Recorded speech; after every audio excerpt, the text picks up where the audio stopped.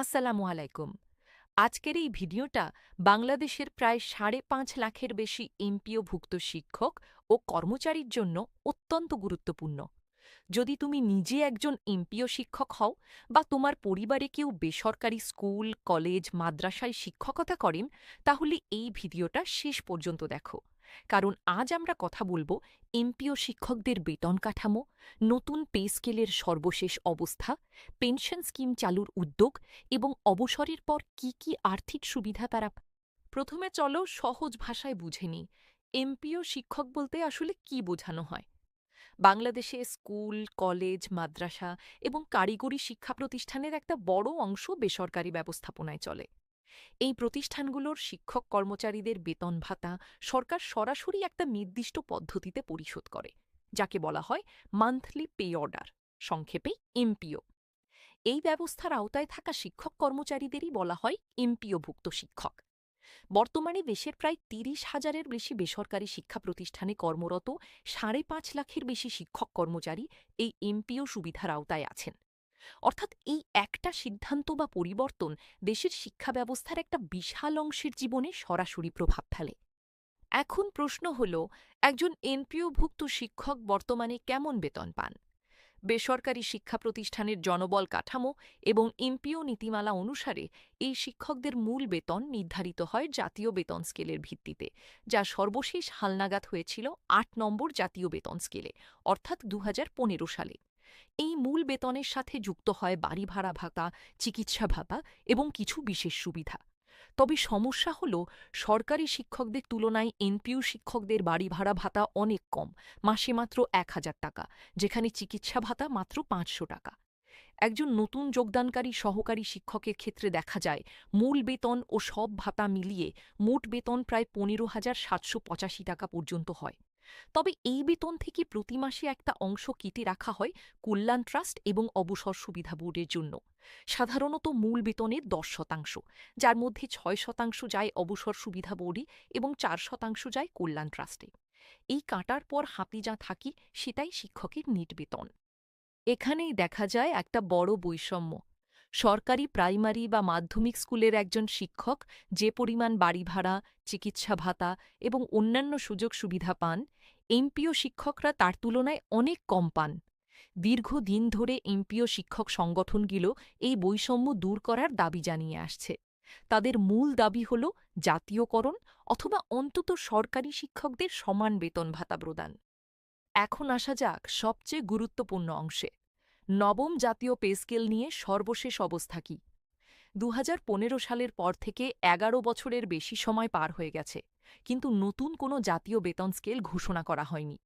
এই দীর্ঘ সময়ে দেশে মূল্যস্ফীতি এবং জীবনযাত্রার ব্যয় উল্লেখযোগ্যভাবে বৃদ্ধি পেয়েছে, যার ফলে সরকারি কর্মচারী এবং এমপিও শিক্ষকদের মধ্যে নতুন বেতন কাঠামোর দাবি তীব্র হয়ে উঠেছে। সরকার এই দাবির প্রেক্ষিতে সাবেক অর্থসচিব জাকির আহমেদ খানের নেতৃত্বে একটি জাতীয় বেতন কমিশন গঠন করেছিল। সংবাদ অনুযায়ী এই কমিশন তাদের চূড়ান্ত প্রতিবেদন ২০২৬ সালের জানুয়ারি মাসে প্রধান উপদেষ্টার কাছে জমা দিয়েছে এবং বর্তমানে একটি উচ্চ পর্যায়ের কমিটি এই সুপারিশ পর্যালোচনা করছে। সবচেয়ে আলোচিত বিষয়টা হল, কিছু প্রতিবেদনে বলা হচ্ছে নবম পে স্কেল কার্যকর হলে এমপিওভুক্ত শিক্ষক কর্মচারীদের বেতন প্রায় ৫০% পর্যন্ত বাড়তে পারে। পাশাপাশি কিছু বিশেষ সুবিধা বাতিল করে সেগুলোকে মূল বেতনের সাথে সমন্বয় করার প্রস্তাব আছে। তবে এটা মনে রাখা জরুরি, এখনও এটা একটা প্রস্তাবিত কাঠামো। সরকারি গেজেট প্রকাশ হওয়ার আগে এটাকে চূড়ান্ত বলে ধরে নেওয়া ঠিক হবে না। বিভিন্ন কর্মচারী সংগঠন এবং ফেডারেশন থেকে দাবি উঠেছে পে স্কেল যেন ৩ ধাপে নয়, বরং একবারেই সম্পূর্ণরূপে বাস্তবায়ন করা হয় এবং জুন ২০২৬-এর মধ্যে গেজেট প্রকাশ করা হয়। সরকার এখনও এই বিষয়ে সচিব পর্যায়ের কমিটির মাধ্যমে পর্যালোচনা চালিয়ে যাচ্ছে এবং পূর্ণাঙ্গ বাস্তবায়নের জন্য নতুন অর্থবছরের বাজেটে আলাদা অর্থ বরাদ্দের সম্ভাবনার কথাও শোনা যাচ্ছে। এখন আসি পেনশনের প্রসঙ্গে, যা সম্ভবত এই ভিডিওর সবচেয়ে গুরুত্বপূর্ণ অংশ। বহু বছর ধরে এমপিও শিক্ষকদের কোনো নিয়মিত মাসিক পেনশন ব্যবস্থা ছিল না। তারা অবসরের পর কেবল একবারে একটা নির্দিষ্ট অর্থ পেতেন, যেটা আসে দুটি জায়গা থেকে: কল্যাণ ট্রাস্ট এবং অবসর সুবিধা বোর্ড।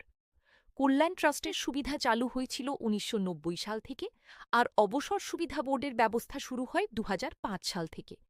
এই দুই খাত থেকে অবসরের সময় একটা এককালীন অর্থ পাওয়া যায়, যার পরিমাণ নির্ভর করে শিক্ষকের সর্বশেষ মূল বেতন এবং চাকরির মোট বছরের ওপর। তবে এই ব্যবস্থায় একটা বড় সমস্যা ছিল: তহবিল সংকট। ফলে অনেক শিক্ষক অবসর নেওয়ার ৩ থেকে ৪ বছর পরেও তাদের প্রাপ্য এককালীন অর্থ হাতে পেতেন না।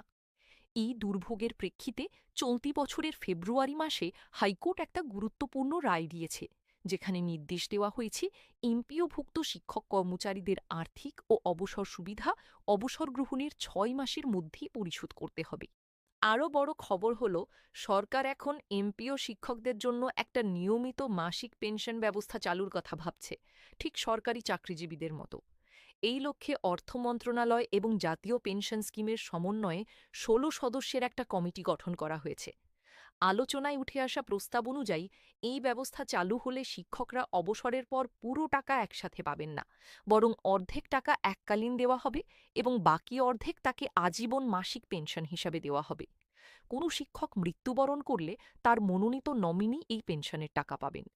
লক্ষ্য রাখা হচ্ছে আসছে জুলাই মাস থেকে এই উদ্যোগ বাস্তবায়নের, যদিও বাস্তবায়নের আগে আইনি কাঠামো পরিবর্তন সহ আরও কিছু প্রক্রিয়াগত পদক্ষেপ প্রয়োজন হবে।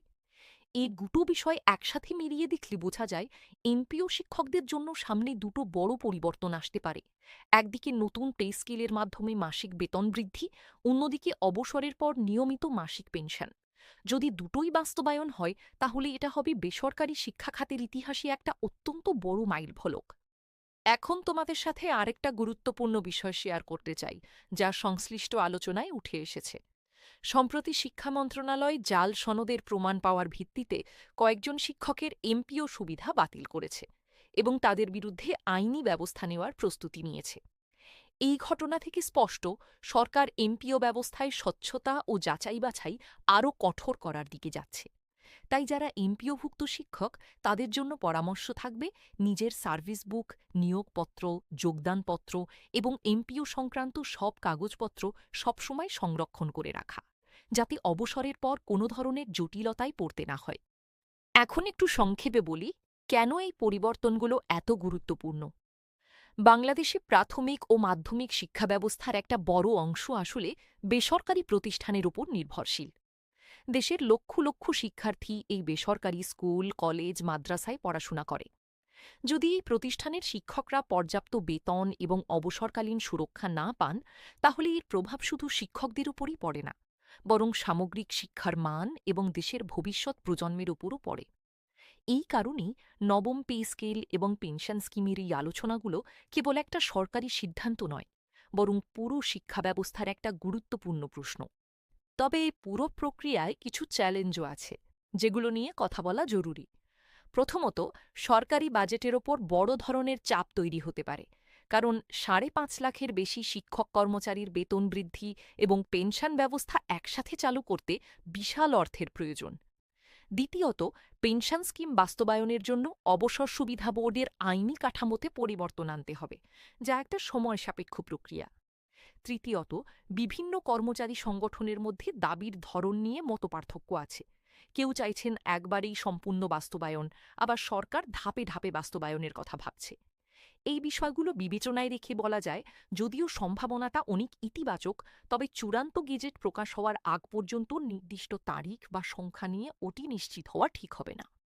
তাহলে এখন একজন এমপিও শিক্ষক হিসেবে তোমার করণীয় কি? প্রথমত, নিয়মিত সরকারি ঘোষণা এবং গেজেট সম্পর্কিত খবরের ওপর চোখ রাখো। দ্বিতীয়ত, নিজের চাকরি সংক্রান্ত সব কাগজপত্র সংরক্ষণ করে রাখো। তৃতীয়ত, কোনো গুজব বা অসত্যাচিত তথ্যের ভিত্তিতে সিদ্ধান্ত না নিয়ে সরকারি ওয়েবসাইট বা নির্ভরযোগ্য সংবাদ মাধ্যম থেকে তথ্য যাচাই করে নিশ্চিত হও।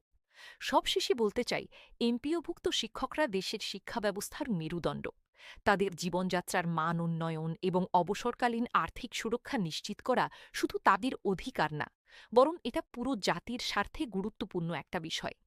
নবম পে স্কেল এবং পেনশন স্কিম নিয়ে যে আলোচনাগুলো চলছে, সেগুলো বাস্তবায়িত হলে এটা সত্যিকার অর্থেই একটা ইতিবাচক পরিবর্তন আনতে পারে।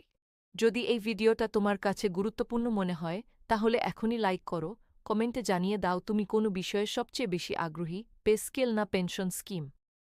আর এই ভিডিওটা শেয়ার করো তোমার পরিচিত শিক্ষকদের সাথে, যাতে তারাও সঠিক তথ্য জানতে পারেন। এই বিষয়ে নতুন কোনো গেজেট বা সরকারি ঘোষণা আসলে আমরা পরবর্তী ভিডিওতে অবশ্যই বিস্তারিত জানাব। তাই চ্যানেলটা সাবস্ক্রাইব করে নোটিফিকেশন বেল আইকনটা চেপে রাখো। দেখা হবে আগামী ভিডিওতে। ভালো থাকো, সুস্থ থাকো। আল্লাহ হাফেজ।